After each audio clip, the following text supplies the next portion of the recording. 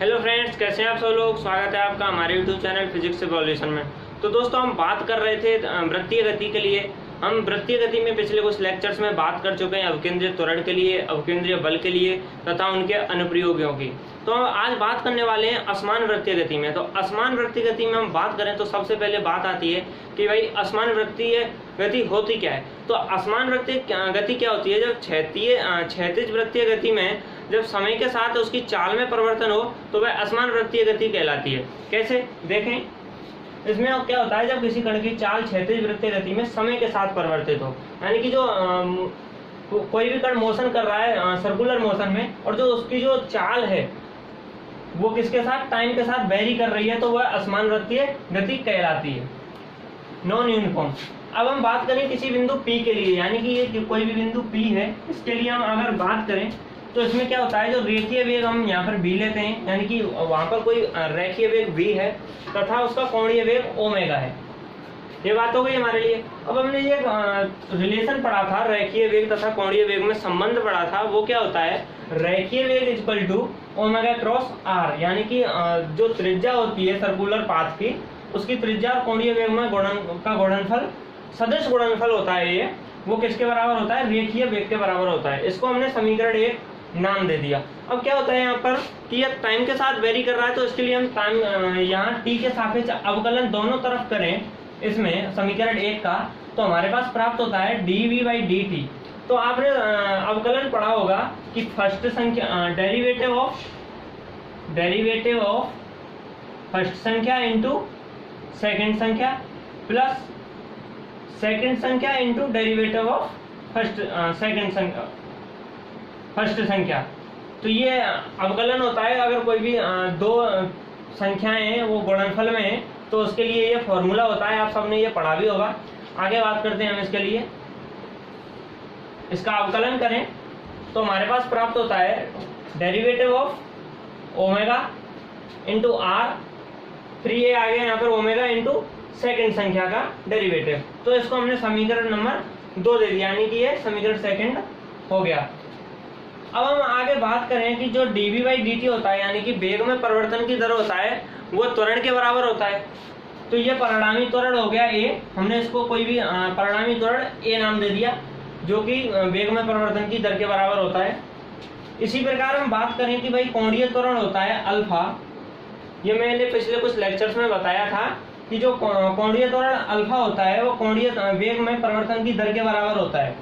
इसी प्रकार जो स्थिति में परिवर्तन की दर होगी आर वेक्टर में परिवर्तन की दर होगी वो रेखीय वेग v वेक्टर के बराबर होगी। तो यहाँ पर इन सब की वैल्यू हम इसमें रखे हैं, तो हमारे पास परिणामी त्वरण a vector equal to alpha vector cross r plus omega cross b के बराबर प्राप्त हो जाता है। ये परिणामी त्वरण आप अगर बीएससी लेवल पर जाओगे तो वहां पर आपको फर्स्ट ईयर में मिलेगा, कोरियोलिस बल तथा कोरियोलिस त्वरण। ये सीधा वहां पर आपको मिल जाता है।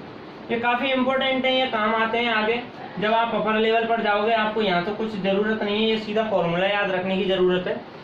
इसी प्रकार हम बात करें यहाँ से कि जो परिणामी त्वरण है ये दो होते हैं, यानी कि एक तो होता है स्पर्श रेखीय त्वरण, जो कि स्पर्श रेखा के अनुदिश लगता है, वो आर अल्फा के बराबर होता है, यानी कि अल्फा क्रॉस आर के बराबर।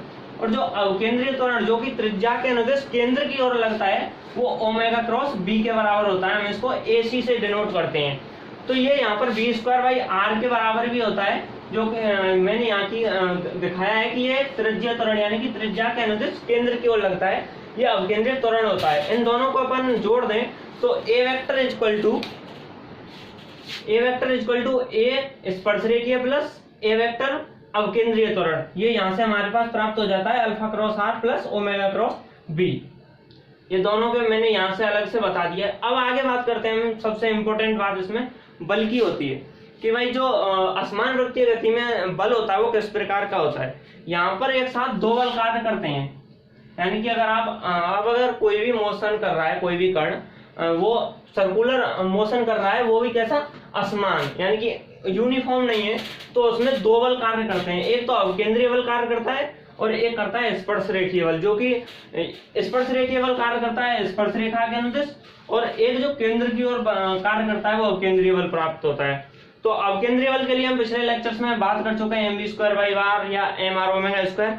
ये हम काफी अच्छी तरीके से पढ़ चुके हैं। वहीं ये स्पर्श रेखीय बल हमारे पास आज नया है, तो ये M80 होता है, यानी कि MA स्पर्श रेखीय बल होता है F इक्वल टू MA। कुल बल के लिए हमारे पास ये फॉर्मूला प्राप्त होता है F net equal to M को हमने बाहर ले लिया √AC² प्लस AT²। ये बात हो गई बल की। अब बल के लिए इसमें कुछ इंपोर्टेंट बातें हैं, मैंने यहाँ पर ये नोट में आपको बताई हैं। तो सबसे पहली बात होती है कि जो कार्य होता है, यानी कि जो अवकेंद्रीय बल के द्वारा किया गया कार्य होता है, वो सदैव शून्य प्राप्त होता है। ये हम अच्छे से पढ़ चुके हैं। ये क्यों होता है मैं आज दोबारा से बता देता हूँ कि जो वर्क होता है वो FV cos थीटा होता है, जबकि अवकेंद्रीय बल में क्या होता है, जो B वेक्टर होता है यानी कि जो वेग होता है वो हमेशा जो अवकेंद्रीय बल होता है उसके लंबवत कार्य करता है। अगर लंबवत कार्य करेगा तो यहाँ पर जो थीटा होगा 90 डिग्री प्राप्त होगा, जबकि cos 90 का मान हमारे पास 0 प्राप्त होता है, इसलिए जो वर्क होता है हमारे पास 0 प्राप्त हो जाता है।